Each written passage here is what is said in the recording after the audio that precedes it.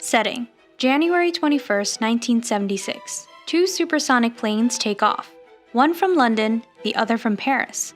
Speed: 1,350 miles per hour, twice the speed of sound.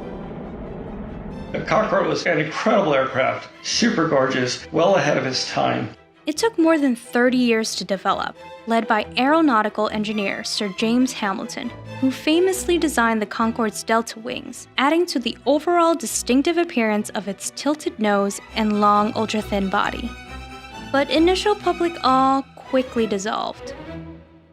When one of Air France's Concordes crashed shortly after takeoff in July 2000, it added one more thing to criticize to an already growing pool. Critics said the Concorde was too expensive, too elitist, and much too noisy. It wasn't that the technology didn't work, it was that the economics didn't work. It was simply too expensive for enough people to afford to fly. That's because fuel was pricey, and almost 22 hours of maintenance was required for every hour in the air. That maintenance also needed a specialized crew, in part because of the cooling mechanisms that managed the plane's high-speed temperatures. And then there was the boom. A thunder-like noise from breaking the sound barrier that could be heard on the ground. The noise caused many countries to ban the Concorde's overland routes altogether, meaning less money to be made. By the fall of 2003, Air France and British Airways had retired their Concorde fleets. 17 years later, we still don't have another Concorde. So what's the super holdup on supersonic planes?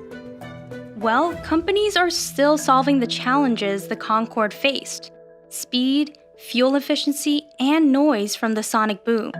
Boeing, Lockheed Martin, and Airbus are all at various stages of development to bring the supersonic passenger aircraft back. And the Federal Aviation Administration stated in 2008 that interest in supersonic aircraft technology has not disappeared.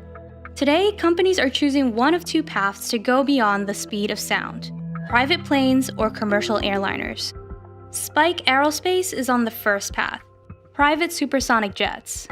Its design has reduced the sonic boom to the sound of a car door slamming. You do that by changing the aerodynamics of the plane, the shape of the plane, the shape of the nose. Its aircraft has a long pointy nose to help bounce the shockwave towards space instead of the ground, and its sleek windowless fuselage will help lower the cabin noise. Finally, Spike substantially updated Concorde's famous delta wing to a crank delta wing to control the pressure waves. It's what's called a clean sheet design. We're not basing it on a pre-existing model. We're basing it on knowledge about aircraft. It has to have a wing and engines, but otherwise the cabin can be done completely differently. How we shape the nose is different. To deal with the Concorde's temperature issues, Spike built its aircraft with composite materials, lighter than aluminum and capable of tolerating higher temperatures. And instead of creating a new engine from scratch, Spike is simply modifying an existing engine, shaving 10 to 15 years of development and potentially billions of dollars. The catch? Spike plans on flying at a slower speed of 1,100 miles per hour. Still faster than the speed of sound, but slow enough to manage the temperature, sonic boom, and engine efficiency while cutting passengers' flight time by 50%. Spike hopes to eventually work its way up to larger commercial passenger planes, a path that Boom Supersonic is also on. The Denver company has been building smaller prototypes to test designs for a larger supersonic passenger jet. And since the company is initially focusing on overseas travel, the sonic boom isn't as big of an issue. Speed and efficiency are.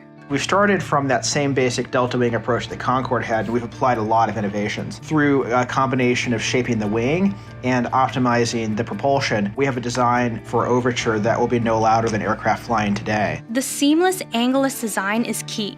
Not only is the fuselage made of carbon fiber composites that can tolerate higher temperatures, it also tapers by the wings. There's a principle called area ruling, which basically says you want to keep the distribution of cross-sectional area continuous and smooth from tip to tail of the aircraft. And so where the wings stick out, the fuselage actually gets a little bit skinnier, and then it can be fatter after the wings.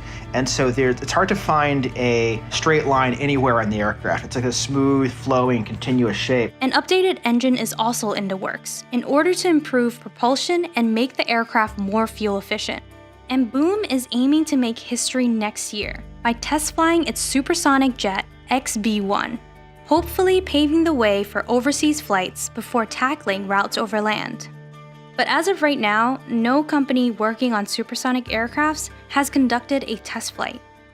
In the meantime, companies are testing via traditional wind tunnel tests and modern computer flight simulators. Drawings are then rendered to design each and every part of the aircraft, measuring everything from noise, wind, and speed to temperature.